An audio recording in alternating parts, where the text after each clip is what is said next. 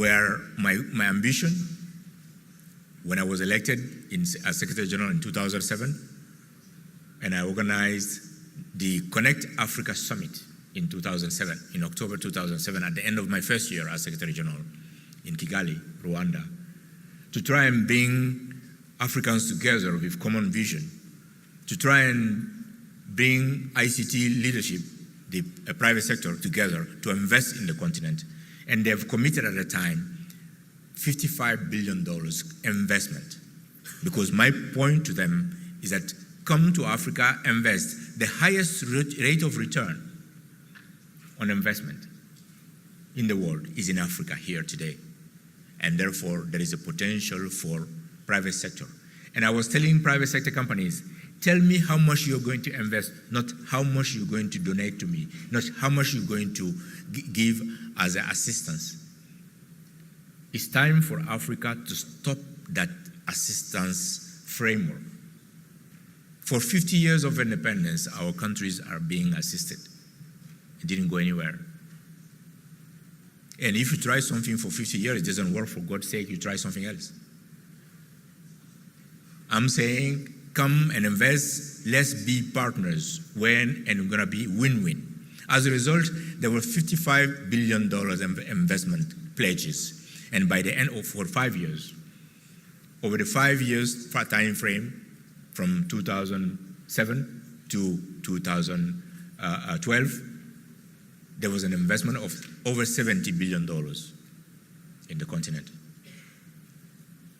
Back then, there was no fiber optic network and the sea cables from Cape Town to Cairo on the east coast of Africa.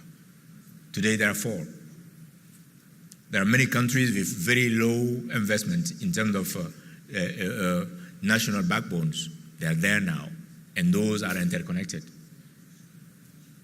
Today, after having held the summit in 2013 of Smart Africa Initiative, where we believe that the African continent have to go to the next level, we have estimated the investment needs in the continent to be over $300 billion for next 5 years.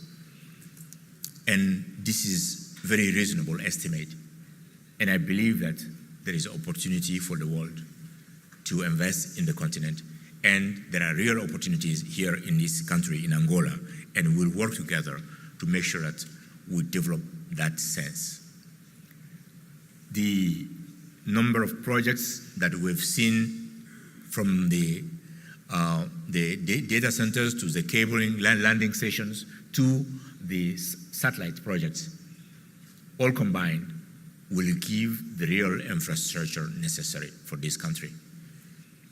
How do we make sure that the usage is followed? And that's why I was pleased to see the Ministries of Health, Ministries of Higher Education here, because e-health and e-education are key elements for meeting the Millennium Development Goals. We're in 2015, at the end of the MDGs, when I hope we will celebrate the end of the MDGs by some real achievements.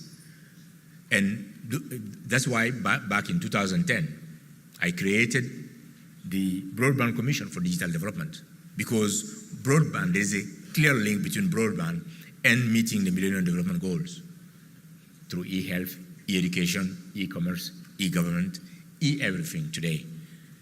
And therefore, we have real potential to do something in terms of usage.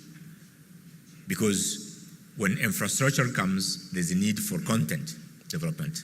And content development will require more infrastructure, and the development will go in spiral. So it's very important to have those elements that we have today.